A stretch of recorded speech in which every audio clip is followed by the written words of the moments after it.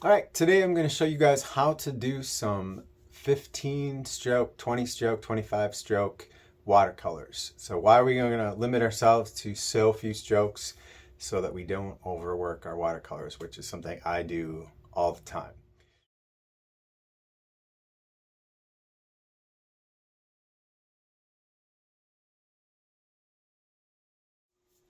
First thing we need to do though is to stretch our watercolor paper so that when it gets wet, it doesn't buckle and cause pools of watercolor to form on your paper. All right, the way that I do my stretching is I take some masking tape and I place it on the back of the watercolor.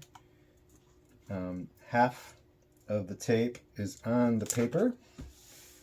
Press that down and then fold the other half up and crease it so that it stays in place. And rip off the excess.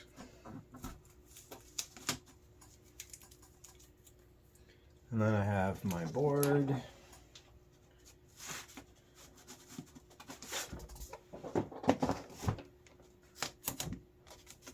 And gently drop it so that you're only pressing the center.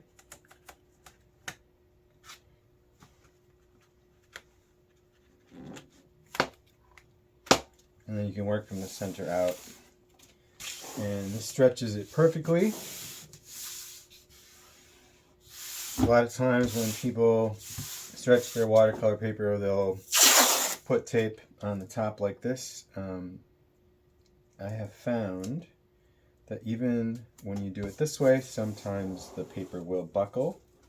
So I do the tape on the underside, and then I do tape on the outer side too, but mostly I do that because I just like the white border that it gives you. So that part is optional.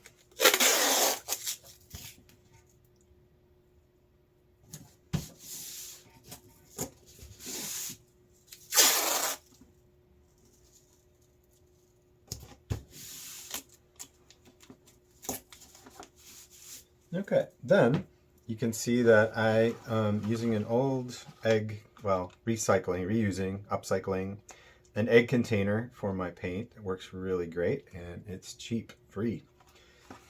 Tell mom to buy the clear eggs so that you can have a nice palette.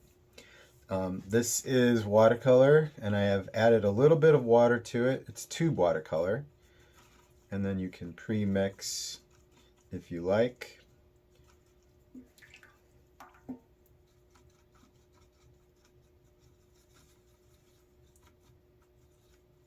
I'm going to actually start with some orange.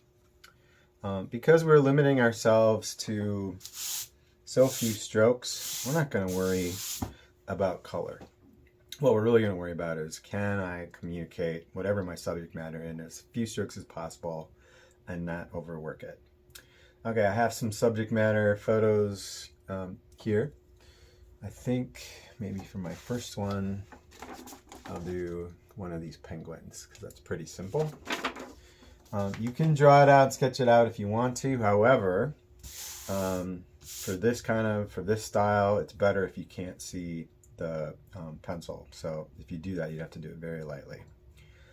All right, so I'm going to do, and I'm going to kind of cheat too because I can't do very many water strokes. I'm going to try, all right, that's 3.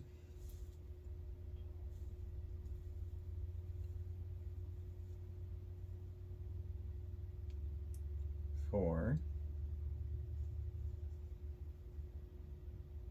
5,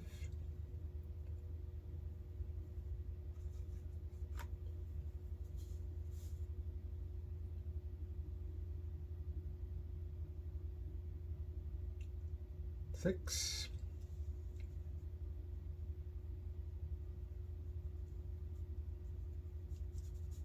7. I'm going to give myself a new color.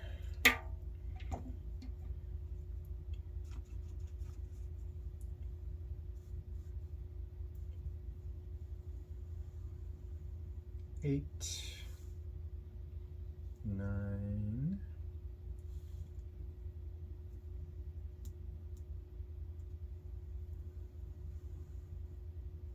10.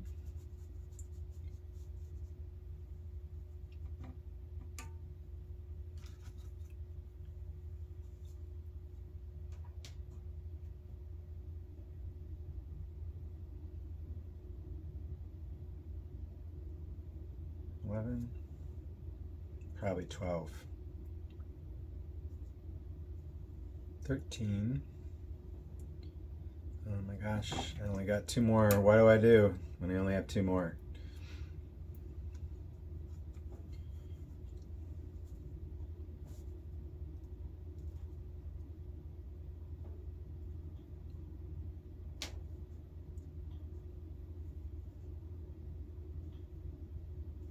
$14.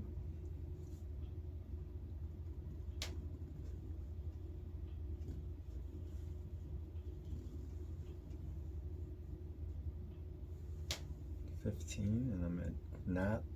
You need this up here, so I'm not gonna pick up. 15. All right, not too bad.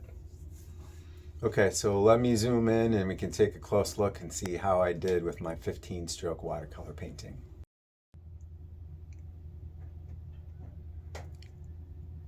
All right, so we're looking at my penguin and my subject matter. I did pretty good in terms of the form and the shape, but the thing that I'm really happy with is this color right here, the way these two colors blended. I love the orange and the blue there. This isn't too great in terms of the beak because I want it to curve in. And then I like the little suggestion of the water.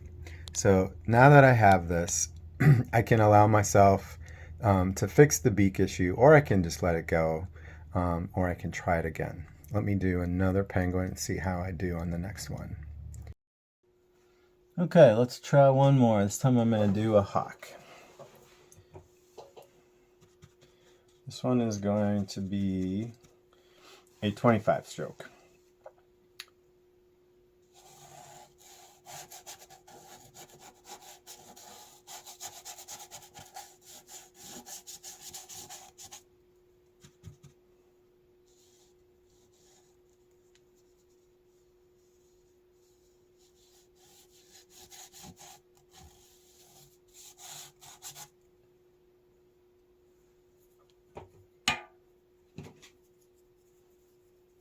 All right, that's 2.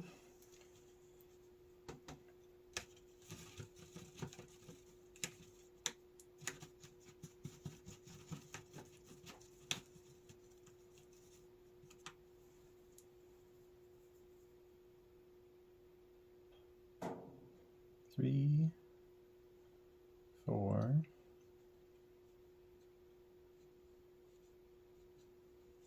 5, 6, 7, 8, 9, 10, 11, 12, 13, 14, 15, 16, 17, 18, 19, 20,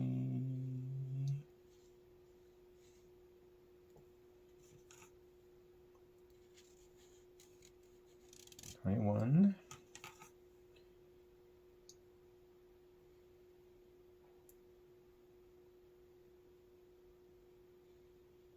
22,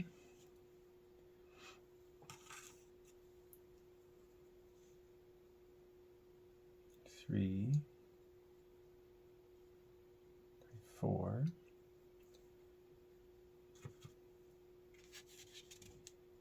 25, 26,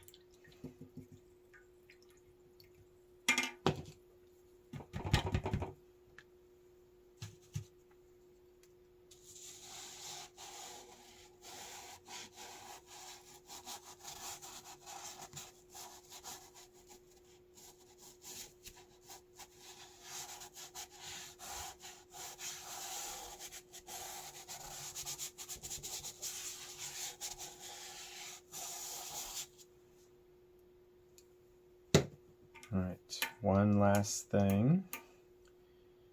I might have to wait for this to dry. Actually, I'm going to do a little bit of lifting.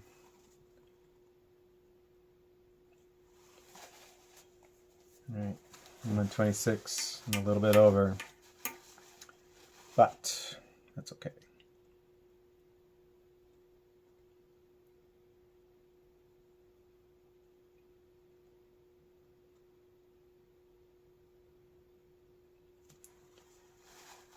All right, I'm going to stop there, wait for it to dry, and then I'll tweak the eye a little bit. Limiting yourself gives you this beautiful, gestural, simple, kind of calligraphic feel to it. If I wasn't doing this 25 stroke challenge, I'd probably keep going. So it's really good just to limit yourself and just be satisfied with what happens. You notice how I cheat with the background. You know, I never pick up the brush. If you don't pick up your brush, it's still one, it still counts as one stroke. So I like it that it shows the bird in motion. This area is a little muddy, little whatever, so I'll wait to see what happens when the watercolor dries, and then maybe I'll add the beak a little bit just to make that a little bit clearer, but otherwise pretty happy.